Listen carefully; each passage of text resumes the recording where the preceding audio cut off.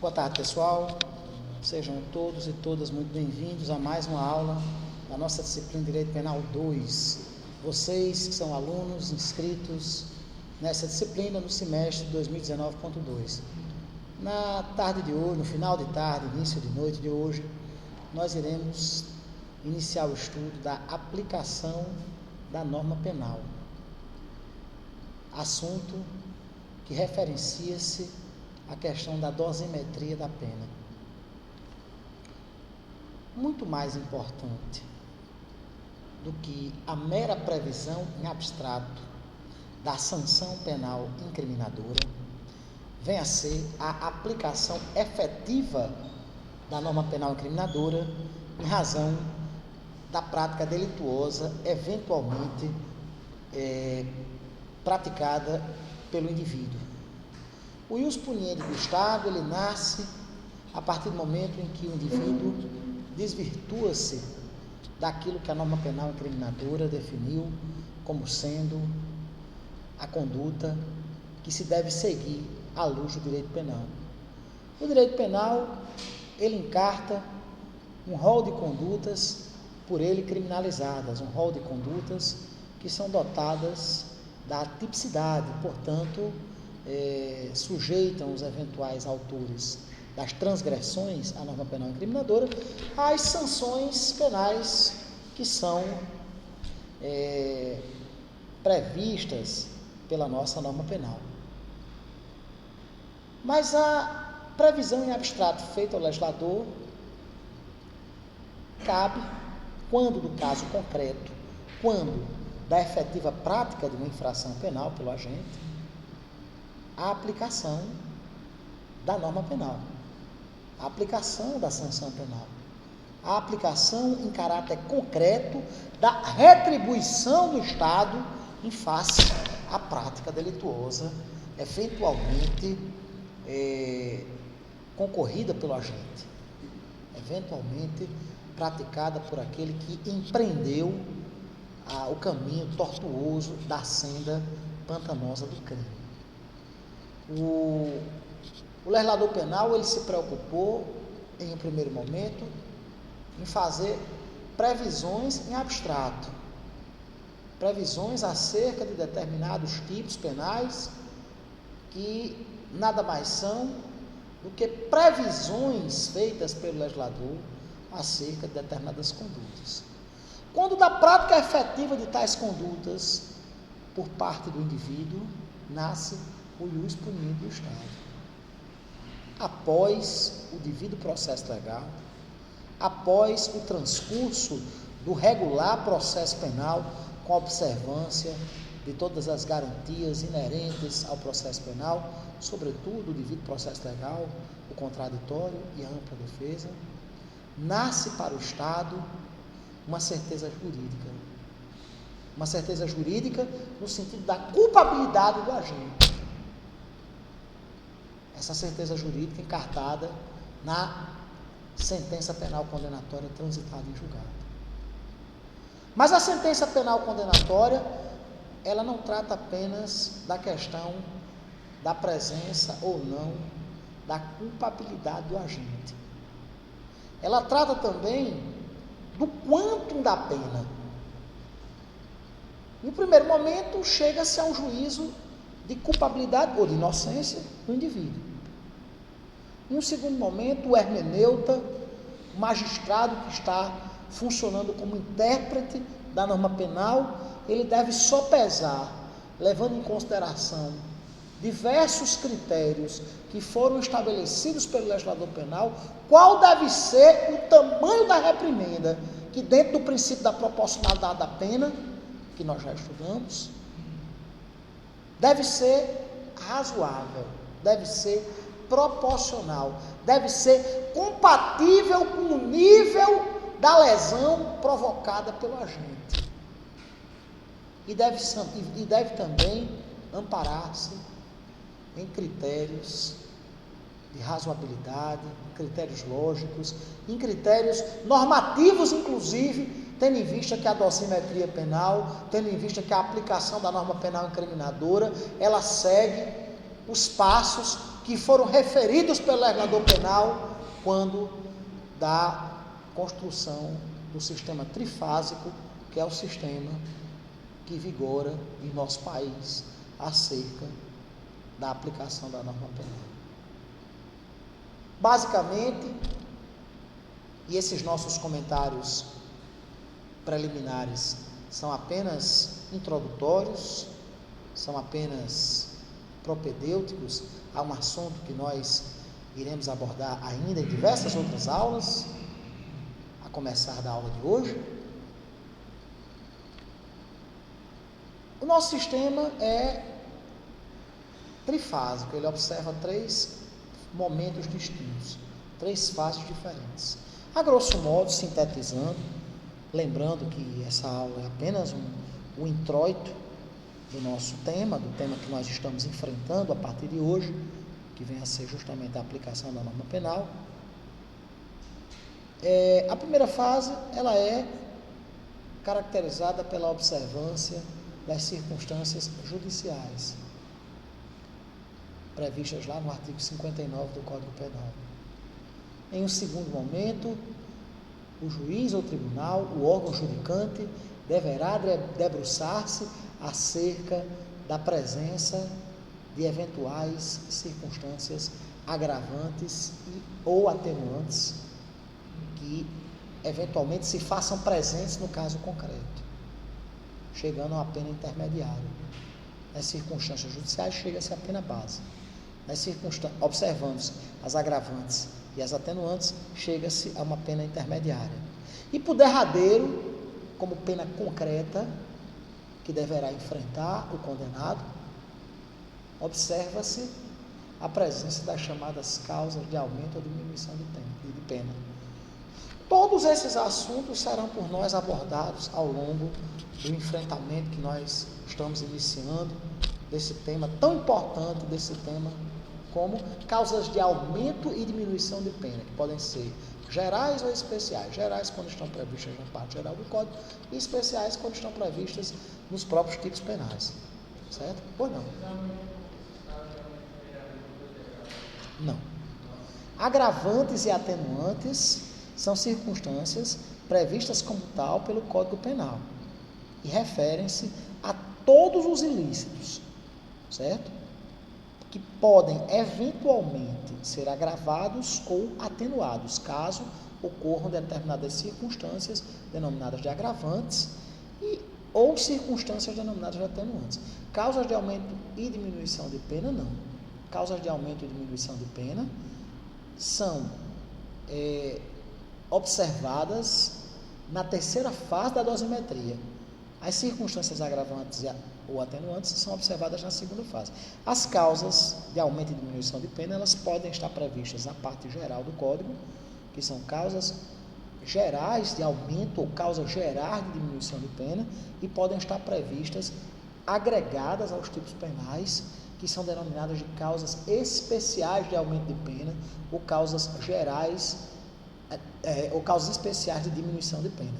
Nós vamos, como eu disse, meu caro Alex, tratar de todos esses institutos pormenorizadamente ao longo das nossas aulas vindouras. Nessa nossa primeira aula, estamos abrindo um panorama geral acerca da aplicação da norma penal.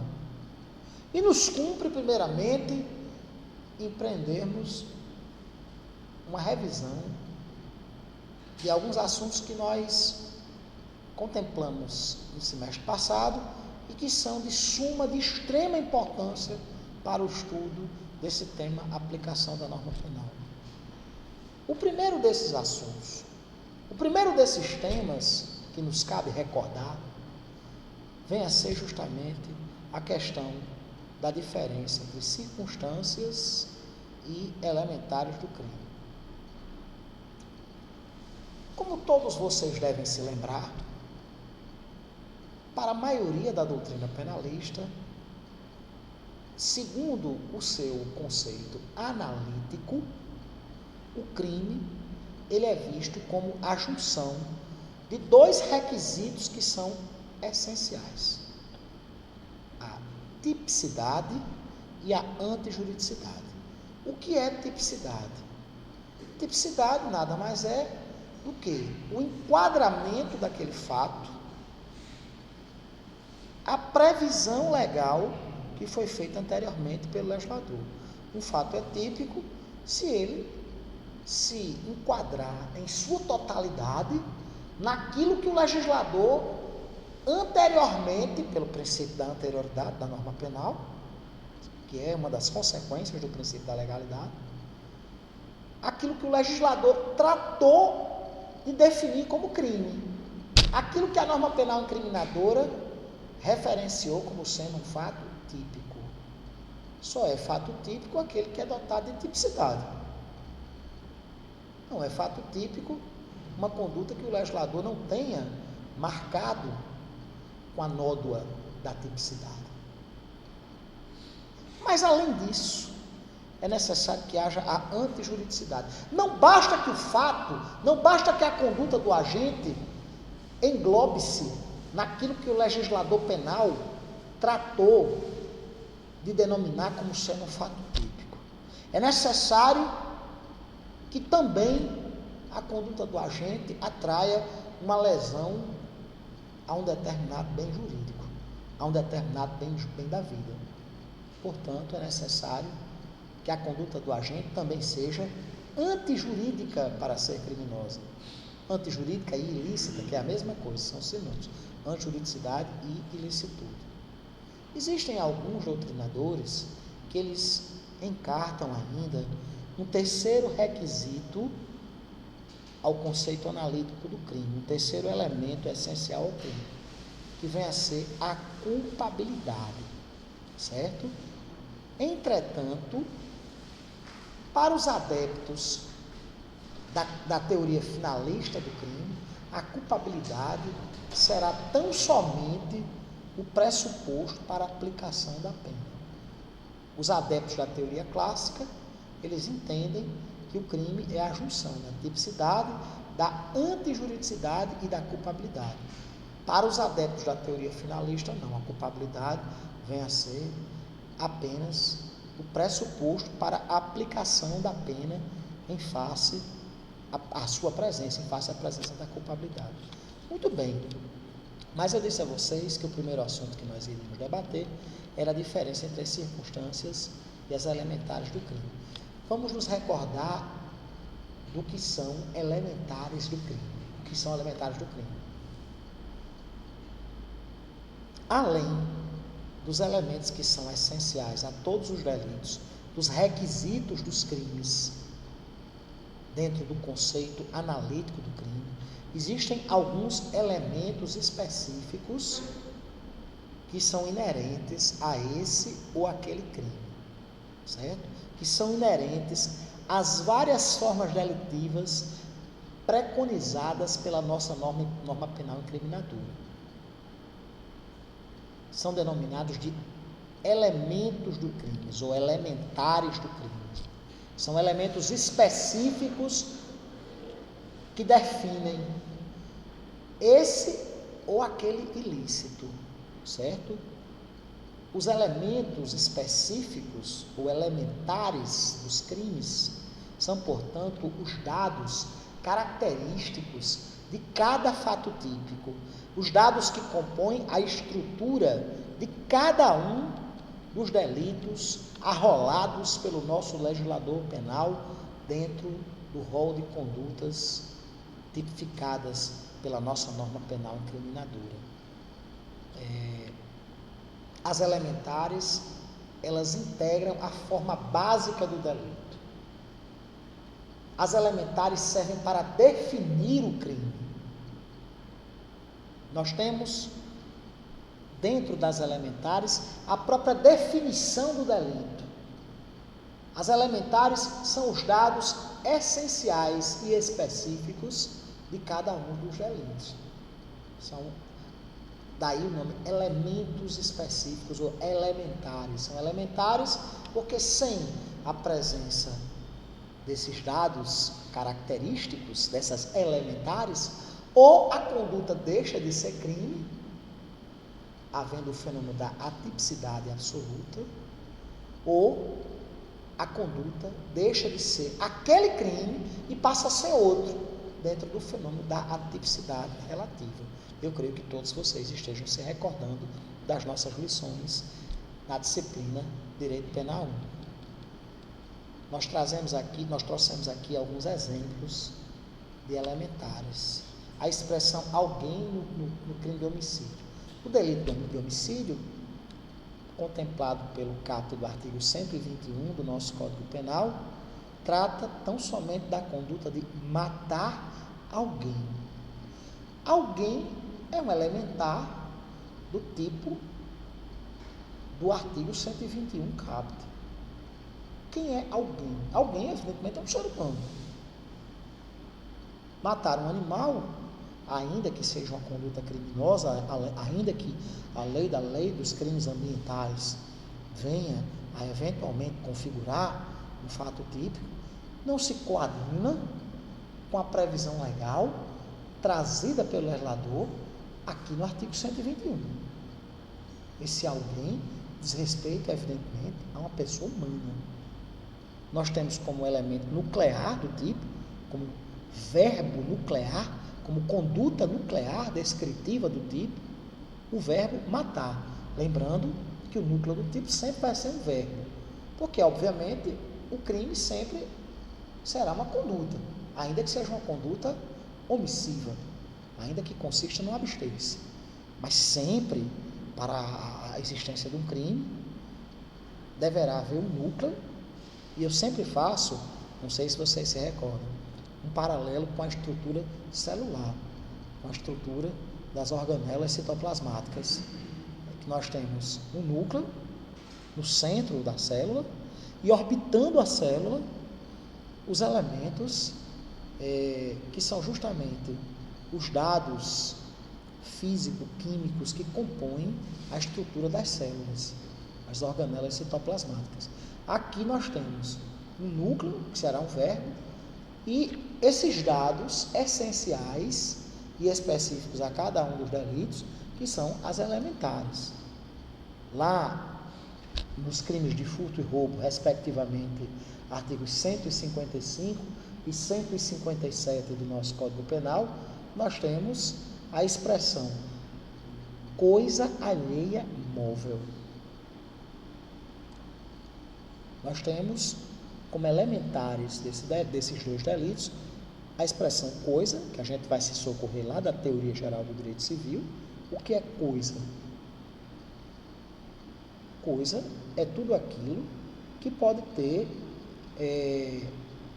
acepção econômica, que pode ser quantificado, que pode ser objeto de negociação. É tudo aquilo que se constitui dentro do mundo do direito como algo suscetível tanto de ser transacionado quanto de ser deslocado de um local para o outro, né? A honra não é uma coisa, um ser humano não é uma coisa, mas um carro é uma coisa, um notebook é uma coisa, uma caneta é uma coisa. O que é alheio? Alheio é aquilo que não lhe pertence, que não pertence ao indivíduo, é aquilo que é de outrem. E o que é móvel? Novamente se socorrendo lá da teoria geral do direito civil. Coisa móvel é aquela que pode ser deslocada de um local para outro. Por exemplo, um controle de um datashow desses é uma coisa móvel, né? Um apagador desses é uma coisa móvel. Mas, obviamente, essa sala, o prédio da UFRN, uma praça, não se tratam de coisas móveis, são coisas, porém coisas imóveis. E é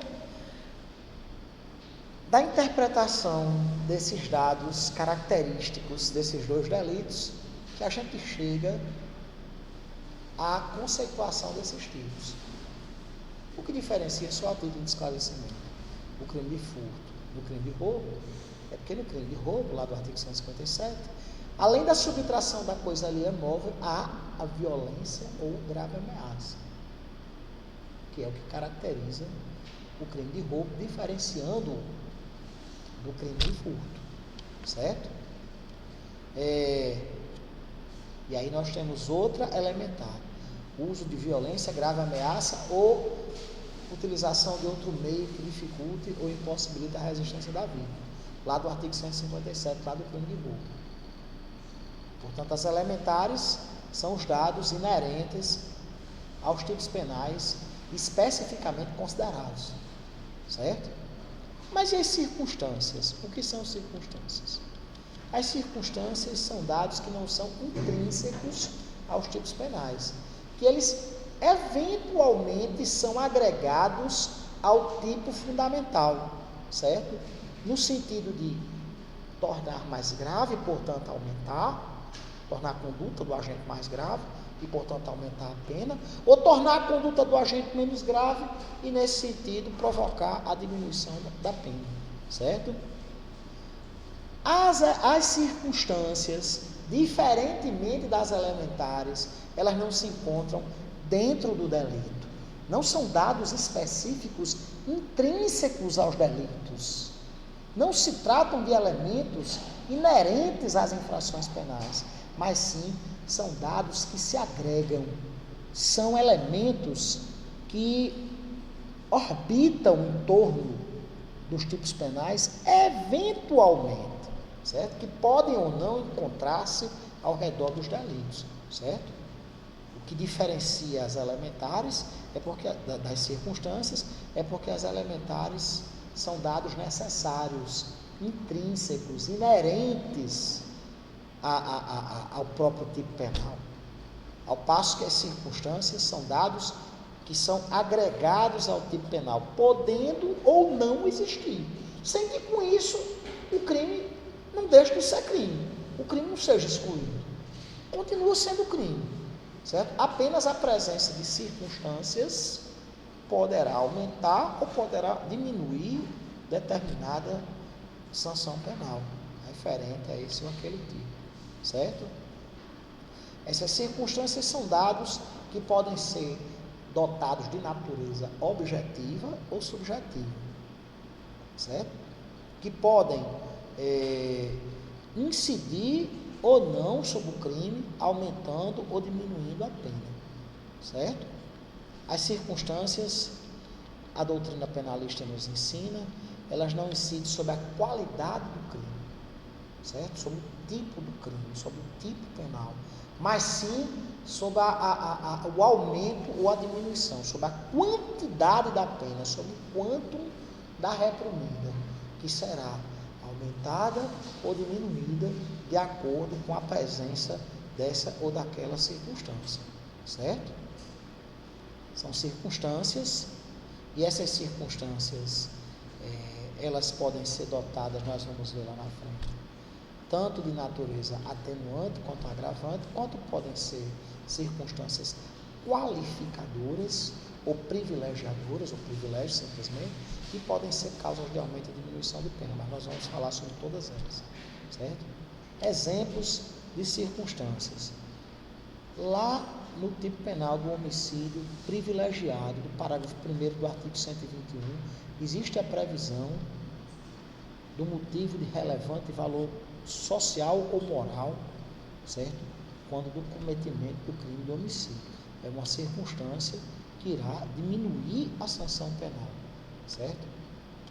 O motivo fútil ou motivo torpe, que qualifica o delito do homicídio, lá nos incisos 1º e 2º do parágrafo 2º do artigo 121, são circunstâncias que qualificam o delito e, portanto, aumentam-lhe a sanção, aumentam o quantum da reprimenda para esse crime de homicídio que torna-se qualificado, certo?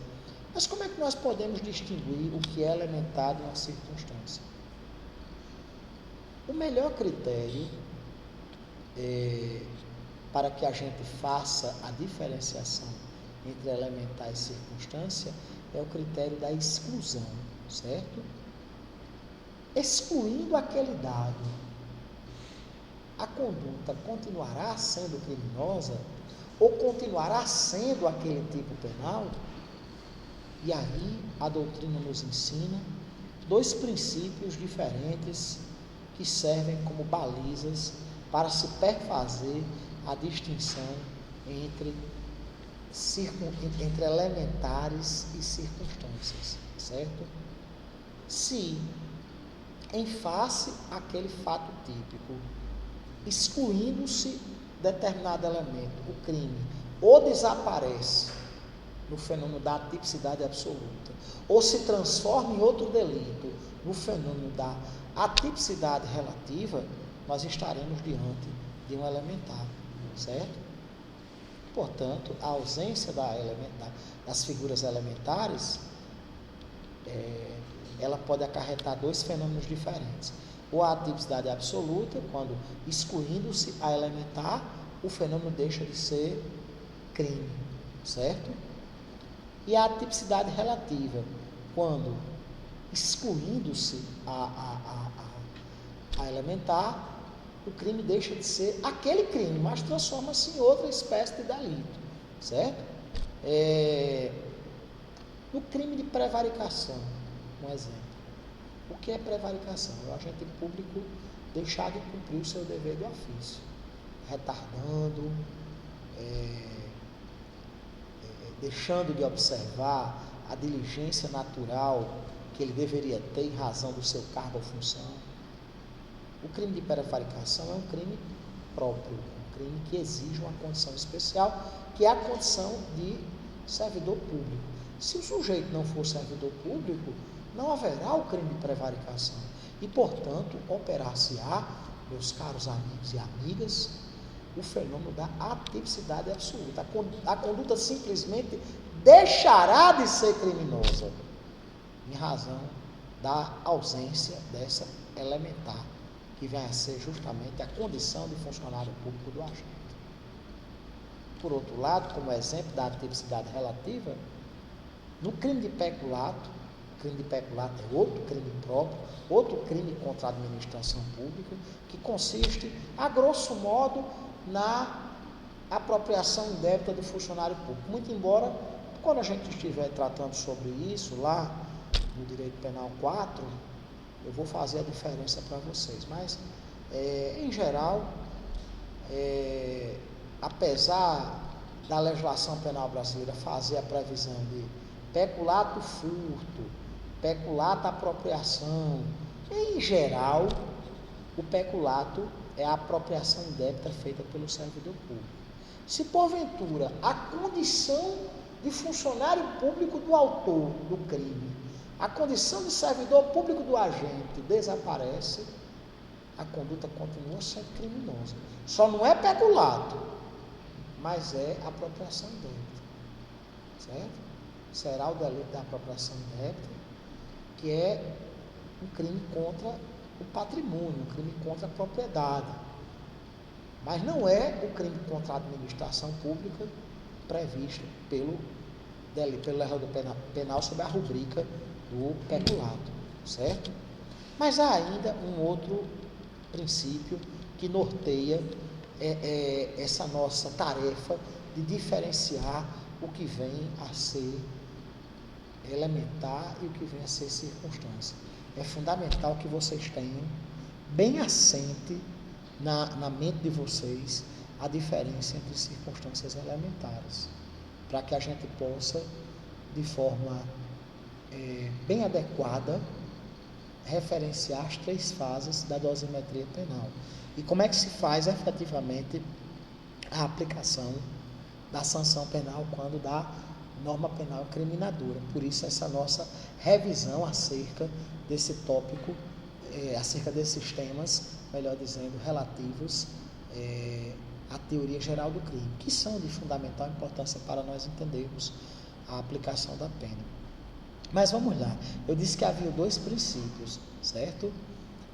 O primeiro princípio, pelo primeiro princípio, se analisa se excluindo aquele dado, o crime ou deixa de ser crime ou se transforma em outro crime. Mas há ainda um segundo princípio, certo? Quando, se excluindo determinado dado, não desaparece um crime, certo? Nem surge outro delito. Nós estamos diante certo? De uma circunstância que tem a função de aumentar ou diminuir a pena. A sua ausência, ela não exclui o delito, nem faz surgir outro. Apenas persiste a forma fundamental do crime, a forma básica do crime, a forma que geralmente está lá no caput daquele tipo penal no qual foi feita a previsão, certo? Por exemplo, o motivo de relevante valor social moral no crime de homicídio.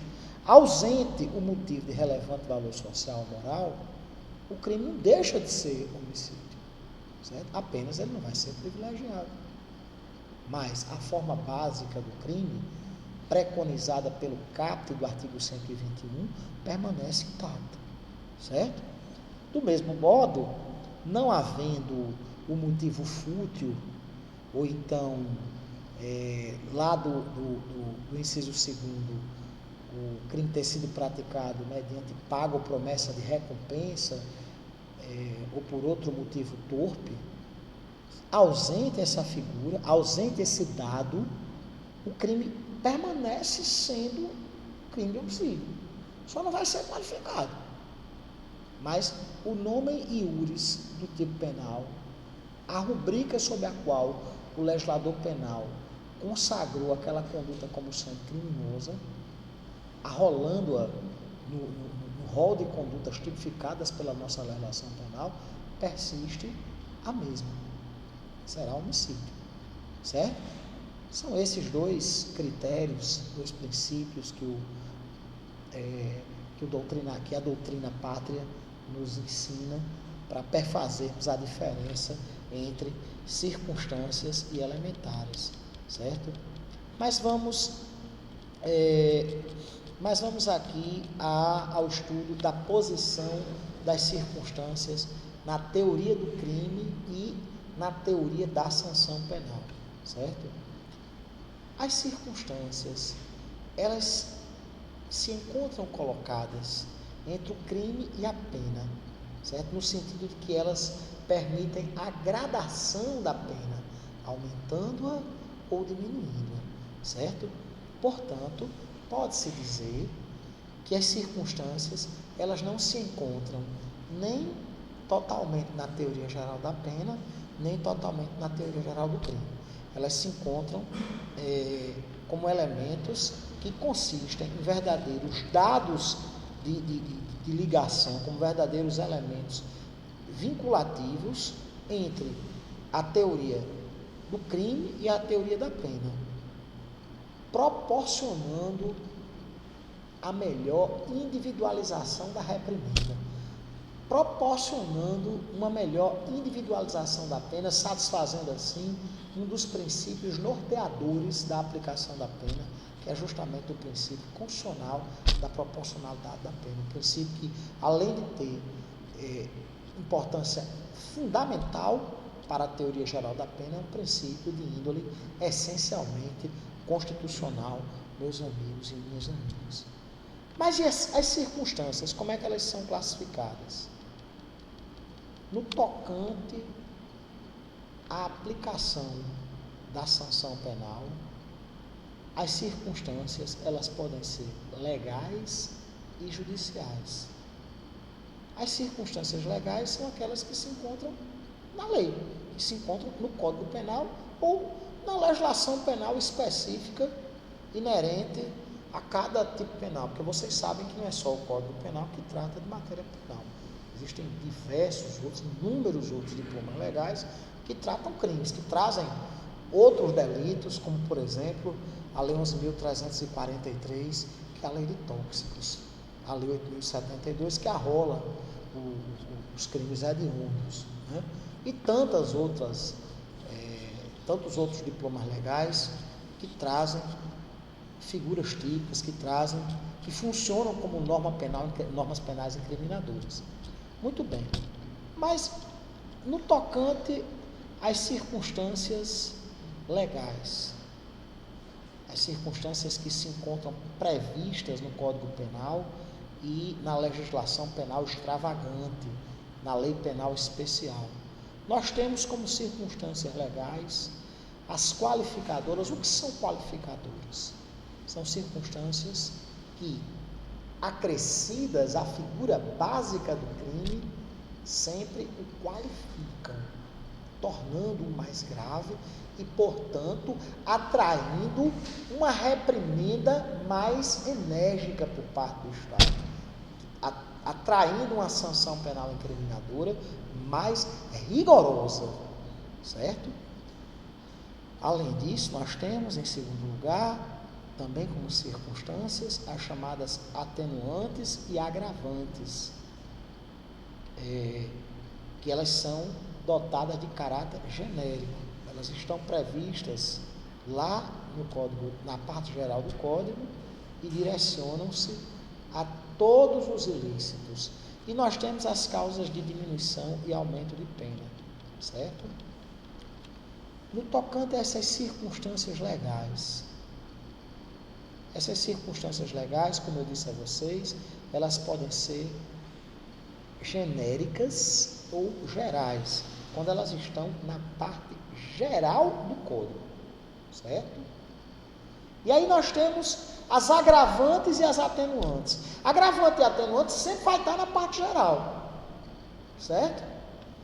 As agravantes, elas estão contidas, e lembrem-se que essa aula é apenas uma introdução, nós vamos falar, quando estivermos referenciando as fases, nós vamos falar pormenorizadamente de cada uma dessas circunstâncias, agravantes ou atenuantes. As agravantes estão previstas nos artigos 61 e 62. Lembrem-se, se tiver no artigo 61 e 62 é agravante. Agravante é de parte geral.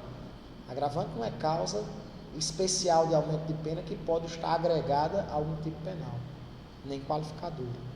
Certo? Que a qualificadora também está agregada a um tipo penal. E as atenuantes? As atenuantes, elas estão lá no artigo 65, também da parte geral do Código. Certo? E também referem-se a todos os delitos. Se estiver presente aquela atenuante, o delito deverá, na segunda fase da dosimetria, a sanção penal deverá ser abrandada, deverá ser diminuída. Certo? E nós temos as causas de aumento ou diminuição de pena. As causas de aumento ou diminuição de pena, elas poderão ser gerais ou especiais, porque elas tanto podem estar previstas na parte geral do Código, quanto elas podem estar previstas nos tipos penais especificamente considerados, certo? Por isso que se diz que as circunstâncias legais, elas podem ser especiais ou específicas, quando estiverem previstas na parte especial do Código, e elas serão gerais, certo? Quando estiverem previstas na parte geral. Por sua vez, essas circunstâncias legais, elas podem ser qualificadoras, que elas estarão sempre em adendo, em atenso a um determinado tipo penal, qualificando a conduta, atraindo, portanto, a necessidade de uma sanção penal mais rigorosa. E elas podem ser classificadas como causas de aumento ou diminuição de pena, que tanto podem estar previstas na parte geral, quanto na parte especial do Código. E as circunstâncias judiciais? Eu disse a vocês que as circunstâncias poderiam ser legais ou judiciais, né? E as circunstâncias judiciais? As circunstâncias, elas são relacionadas ao crime de forma objetiva ou subjetivamente, certo? E direcionam-se à atividade judicial, à atividade do magistrado, que deverá, de acordo com aquele caso concreto, analisar os critérios previstos no artigo 59 do Código. Circunstâncias judiciais são aquelas enumeradas pelo artigo 59 do Código, certo? Que deverão ser analisadas em primeiro lugar na dosimetria penal. Primeira coisa que o legislador deve fazer é analisar a presença das circunstâncias judiciais lá do artigo 59 do Código, certo? E essas circunstâncias, a título de classificação, elas foram diferenciadas doutrinariamente pelos estudiosos em circunstâncias objetivas ou reais. O que são circunstâncias objetivas reais? São aquelas que se relacionam aos meios, aos modos de realização da infração penal, relacionando-se ao tempo, ao lugar, às qualidades da vítima, ao modus operandi, ao objeto material do crime, à ocasião na qual o crime foi praticado. São circunstâncias, portanto, que não levam em consideração aspectos subjetivos do autor do delito, mas sim circunstâncias de natureza objetiva. Portanto, são circunstâncias judiciais reais. Por que reais? Reais no sentido de réis. Ré não é coisa, em latim, né? Reais ou objetivas, porque levam em consideração esses aspectos de natureza objetiva. Modos, meios de infração penal, tempo, lugar, ocasião, o objeto material visado pelo crime, as qualidades da pretensa vítima. Mas há também, paralelamente a essas circunstâncias judiciais objetivas, as circunstâncias judiciais subjetivas, também denominadas circunstâncias de caráter pessoal. São aquelas que se relacionam à própria pessoa que eventualmente praticou o delito, certo? Ao próprio agente que se enveredou pela prática da conduta delitiva. Elas dizem respeito, portanto, exclusivamente ao agente que praticou o delito. Não tem nenhuma ligação com a materialidade delitiva, nem com os meios, nem com o lugar, o modus operandi. Não, elas dizem respeito à questão das condições pessoais do agente, a motivação do crime, certo? As qualidades pessoais do agente e a sua relação com o ofendido. Portanto, são circunstâncias que dizem respeito justamente aos aspectos subjetivos do próprio autor do crime, certo? Como, por exemplo, a motivação do delito. O agente praticou o crime por motivo egoístico, por exemplo, certo? O agente mantinha relação de amizade com a vítima. São circunstâncias de natureza subjetiva, né?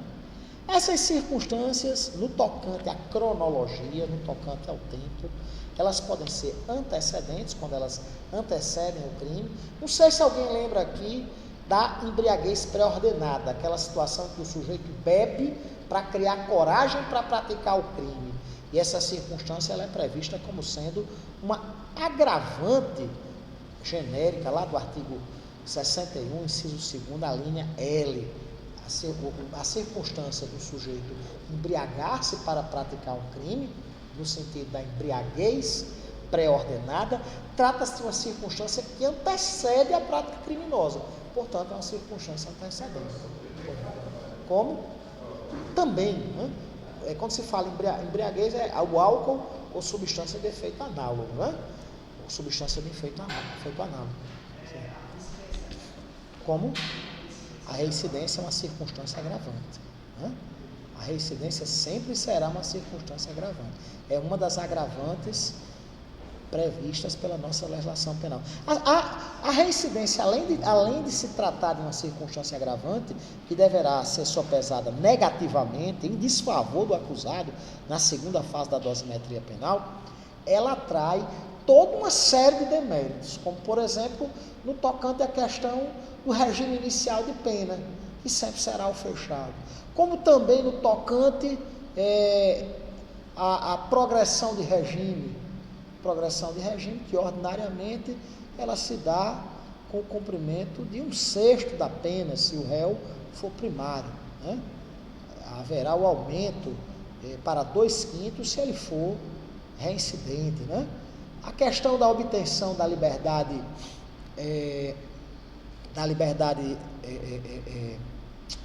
como é que se diz? Da liberdade condicional.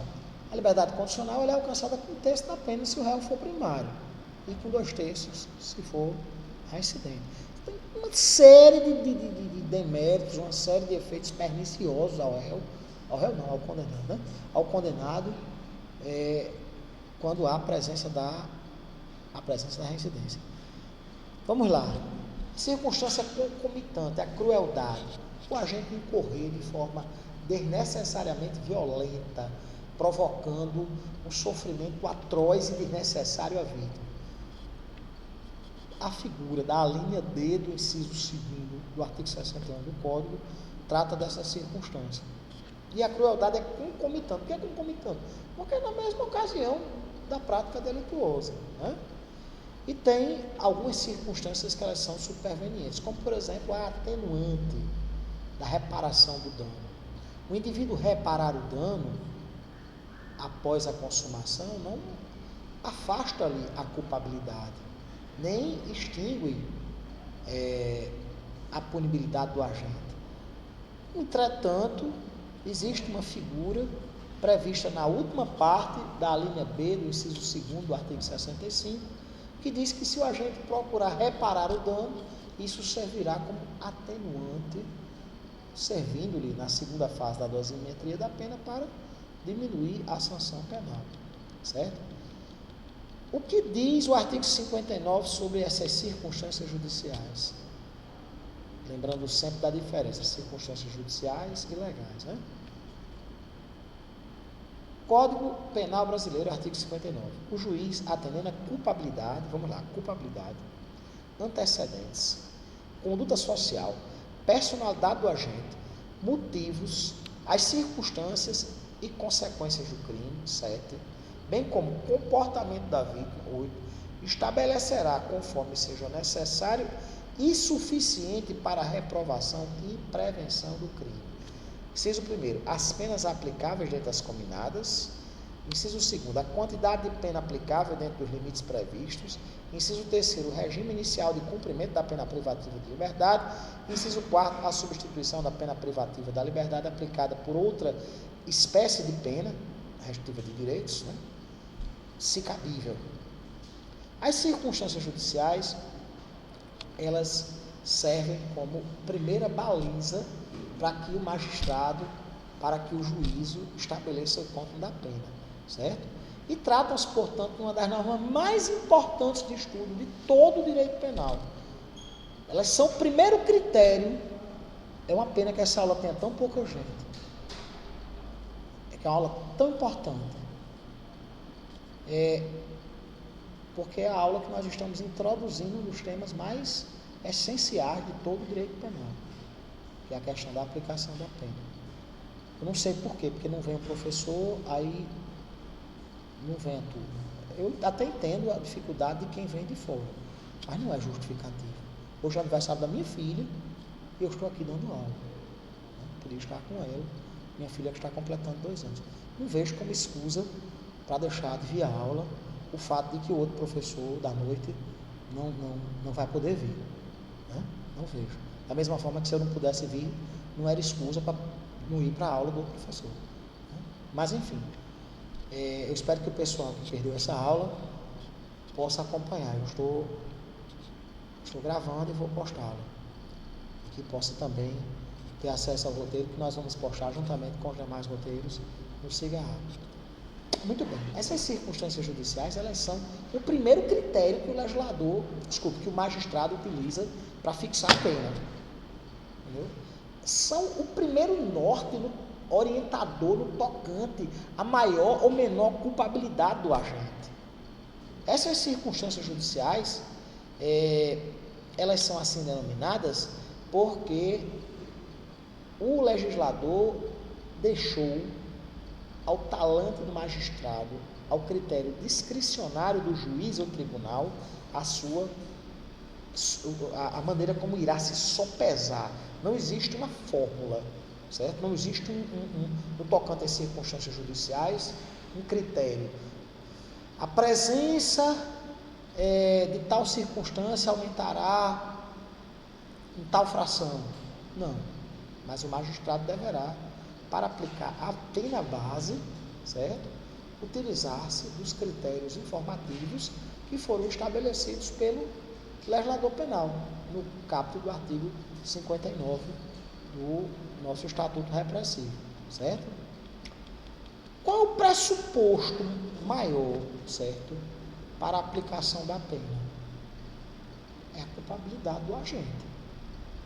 É claro que primeiramente, antes de tudo, antes de fazer esse raciocínio no tocante à presença ou não das circunstâncias judiciais, o que é que o juiz deve fazer? Deve aferir a culpabilidade ou não, de acordo com as provas, de acordo com os elementos de convicção, de acordo com os subsídios que foram trazidos pela parte autora e pela parte réu. As partes litigantes no processo penal, a exemplo do que acontece no processo civil, elas são antagônicas entre si, mas no tocante ao magistrado, elas funcionam como entes de colaboração. Existe uma tese feita pela parte autora, uma antítese feita pela parte ré, e o magistrado deverá fazer a síntese e decidir acerca da culpabilidade ou não do agente. E a culpabilidade é o pressuposto para a aplicação da pena. A culpabilidade ela serve, antes de tudo, antes da dosimetria, para se estabelecer se uma sentença vai ser absolutória ou condenatória. A não culpabilidade, lembrando sempre que pelo princípio da inocência ou da não culpabilidade, na ausência de provas, certo? O réu deverá ser absolvido. O réu deverá ser absolvido quando não há provas, ou então quando há provas de sua inocência.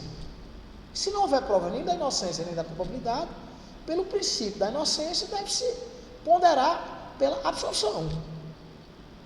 Isso, inclusive, é letra expressa do CPP, do Código de Processo Penal brasileiro.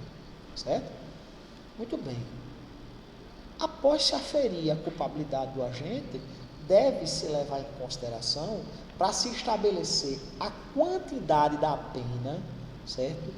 Qual é o grau de reprobabilidade, o grau de censurabilidade, o grau, enfim, de culpabilidade do agente, certo?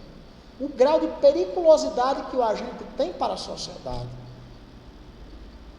E aí se deve levar em consideração, no tocante às penas a serem estabelecidos, os critérios, em primeiro lugar, os critérios estabelecidos pelo legislador penal no artigo 59. No tocante ao réu inimputável, a periculosidade ela funciona como pressuposto para a imposição das medidas de segurança. O réu inimputável, ele não tem culpabilidade, ele tem periculosidade. E essa periculosidade ela deve servir para lastrear a imposição de uma medida de segurança que pode ser de tratamento ambulatorial e pode ser de internação, internamento. Ao passo que, no tocante à culpabilidade, ela serve como lastro como pressuposto, certo? Para a imposição da sanção penal, que deverá ser quantificada de forma mais branda ou mais severa, de acordo com o grau maior de reprobabilidade da conduta do agente. E o primeiro critério que o juiz deverá se utilizar é justamente o critério esposado pelas circunstâncias judiciais lá do artigo 59 do Código, certo? Ok, pessoal? Encerramos agora a nossa primeira aula acerca do tema aplicação da norma penal, do tema dosimetria penal. Na nossa próxima aula, na aula de amanhã, se Deus quiser, nós iremos dar continuidade ao estudo desse tema da mais absoluta relevância, tema da mais profunda envergadura, entre todos os temas estudados na teoria geral da pena e no próprio direito penal. Muito obrigado a todos e a todas, uma ótima noite, fiquem com Deus e até a próxima aula.